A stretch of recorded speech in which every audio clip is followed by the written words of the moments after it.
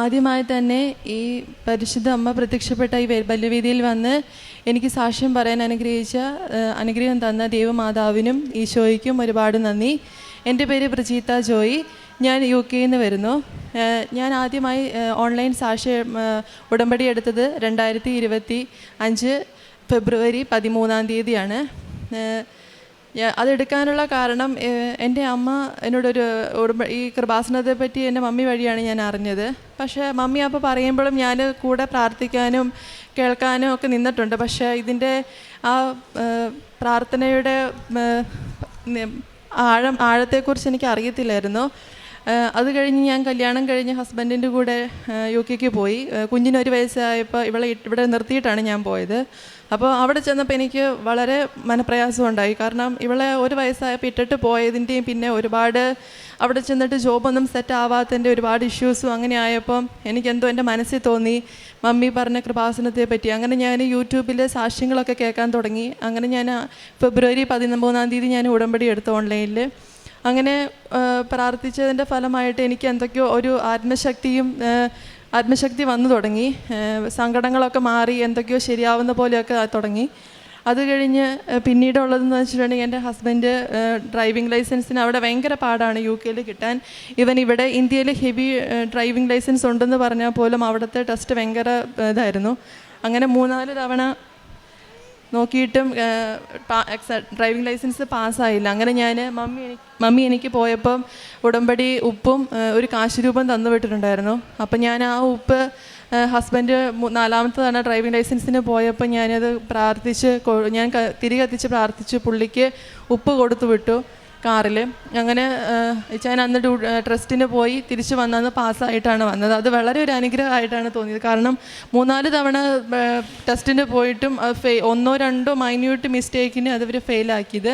പക്ഷേ ഈ ഉപ്പ് ഉപയോഗിച്ചത് വഴി ആ 4ാമത്തെ തവണ ചൈന ഡ്രൈവിംഗ് ലൈസൻസ് പാസ്സായി.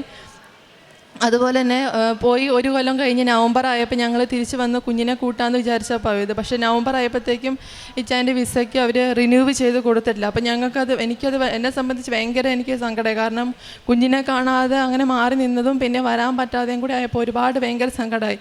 അങ്ങനെ ഞങ്ങൾ 2 പേരും ഉടമ്പടി ഇച്ചായനും എൻ്റെ കൂടെ ഓൺലൈനിൽ ഉടമ്പടി എടുത്ത് ഞങ്ങൾ ഒരുമിച്ച് പ്രാർത്ഥിച്ചു. അങ്ങനെ അത് ഞങ്ങൾക്ക് വിസയുടെ പ്രശ്നം മാറി ഞങ്ങൾക്ക് വിസ എല്ലാം കറക്റ്റായി കിട്ടിയ ഡേറ്റ്. പക്ഷെ ഞങ്ങൾക്ക് വരാൻ പറ്റിയില്ല ആ സമയത്ത് നവംബറിൽ തന്നെ.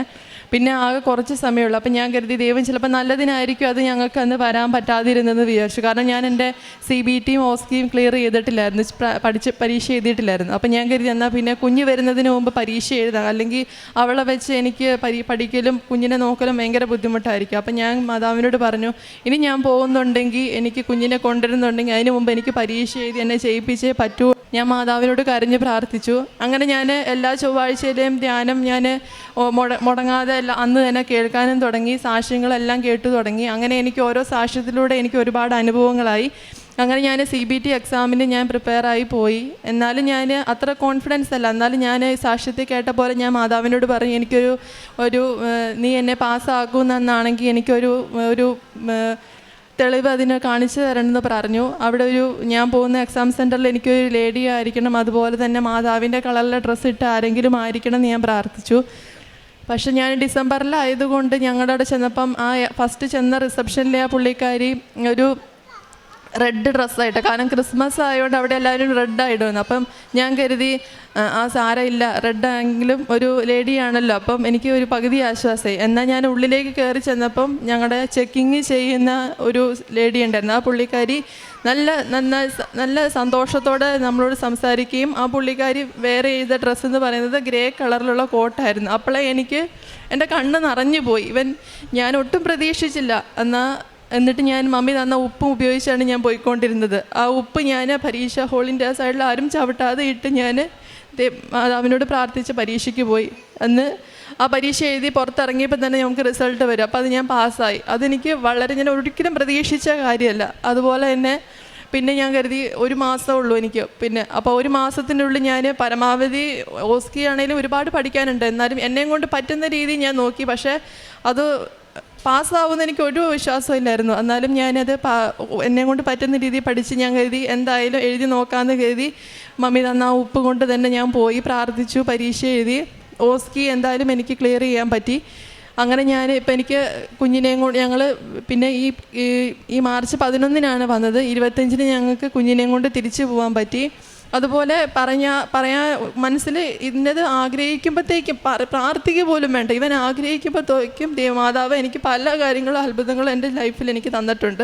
ഒരുപാട് അനുഗ്രഹങ്ങളും ചെറുതും വലുതുമായി ഒരുപാട് അനുഗ്രഹങ്ങൾ എൻ്റെ ജീവിതത്തിൽ എൻ്റെ മാതാവ് തന്നിട്ടുണ്ട്. അതുപോലെ തന്നെ കുഞ്ഞിന് സുഖമില്ലാതെ കടന്നപ്പോഴാണെങ്കിലും ഞാൻ സാക്ഷ്യത്തിൽ പറഞ്ഞത് കേട്ടതനുസരിച്ച് ഞാൻ കുഞ്ഞിനെ സമർപ്പിച്ച് എൻ്റെ നെറ്റിയിൽ ഉപ്പ് അല്ലെങ്കിൽ ഞാൻ ഉപ്പ് വായിൽ വെച്ച് ഞാൻ കഴിച്ചൊക്കെ നിന്നിട്ടുണ്ട്. പക്ഷേ അത് അവളിലും എത്തി, അവൾക്ക് അസുഖം എനിക്ക് മാറിക്കിട്ടി.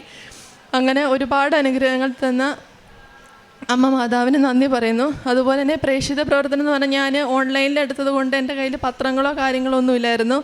എങ്കിലും ഞാൻ ഉടമ്പടി സാക്ഷ്യങ്ങളും പിന്നെ ഉടമ്പടി ധ്യാനവും എല്ലാം ഞാൻ ഷെയർ ചെയ്യലും പിന്നെ എൻ്റെ കൂടെ വർക്ക് ചെയ്യുന്നവരോടെല്ലാം ഞാൻ പറഞ്ഞിട്ടുണ്ട്, ഇങ്ങനെ ആലപ്പുഴയിൽ ഒരു കൃപാസനമുണ്ട്, അവിടെ ഇന്ന സാക്ഷ്യങ്ങൾ എനിക്ക് കിട്ടിയ അനുഭവങ്ങൾ ഞാൻ അവരോട് പറഞ്ഞിട്ടുണ്ട്. അതുപോലെ തന്നെ കാരുണ്യ പ്രവർത്തികളായിട്ട് ഞാനിപ്പോൾ ചെന്നപ്പോൾ കെയർ ഹോമിലാണ് വർക്ക് ചെയ്യുന്നത്. അപ്പം ഞാൻ അവരോട് ഇപ്പം നമുക്ക് ഞാൻ അവിടെ ഉള്ളവരെ കാണുന്നത് നമ്മുടെ അപ്പനും അമ്മയെയും പോലെ തന്നെ അവരെ കുളിപ്പിക്കുവാനും എല്ലാം ചെയ്തു കൊടുക്കുവാനും ഭക്ഷണം കൊടുക്കുവാനും എല്ലാം എനിക്ക് നന്നായിട്ട് കഴിയുന്നുണ്ട്. അതുപോലെ തന്നെ കാരുണ്യ പ്രവർത്തികളായിട്ട് ഞങ്ങൾക്ക് അവിടെ ഇങ്ങനെ നമുക്ക് ഇവിടെ ചെയ്യുന്നത് പോലെ ഒരുപാട് നമുക്ക് അവരെ ഇറങ്ങി ചെയ്യാനോ അല്ലെങ്കിൽ ഭക്ഷണം മേടിച്ചു കൊടുക്കാനൊന്നും പറ്റുന്നില്ല. അപ്പം അവിടെ ഞങ്ങൾക്കറിയാം, ഞങ്ങളവിടെ പോകുന്ന ഷോപ്പിൻ്റെ അവിടെ ഒരു ചേട്ടനും ചേച്ചി ഇടയ്ക്ക് ഇരിക്കാറുണ്ട്. അപ്പം ഞങ്ങൾ അവിടെ അവർക്ക് ഇങ്ങനെ ഫുഡൊക്കെ മേടിച്ചു കൊടുക്കും.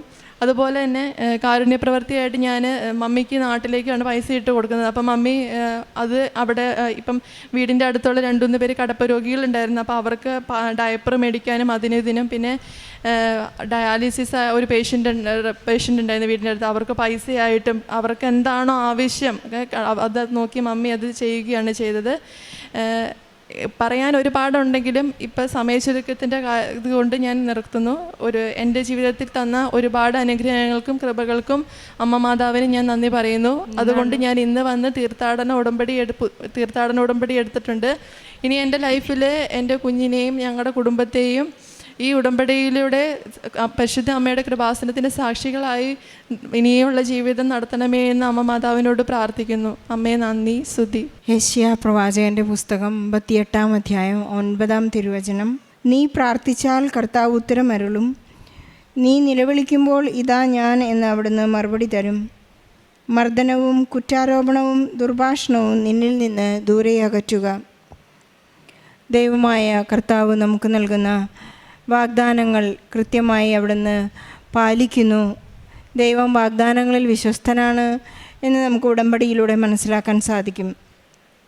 ബ്രിജിത തൻ്റെ ജീവിത പങ്കാളിയോടും കുഞ്ഞിനോടുമൊപ്പം വന്ന് ഇന്ന് ഉടമ്പടിയെടുത്ത് ഓൺലൈൻ ഉടമ്പടിയിലായിരുന്നു, ഇന്ന് തീർത്ഥാടക ഉടമ്പടിയെടുത്ത് UK നിന്ന് വന്ന് സാക്ഷ്യം പറയുകയാണ്.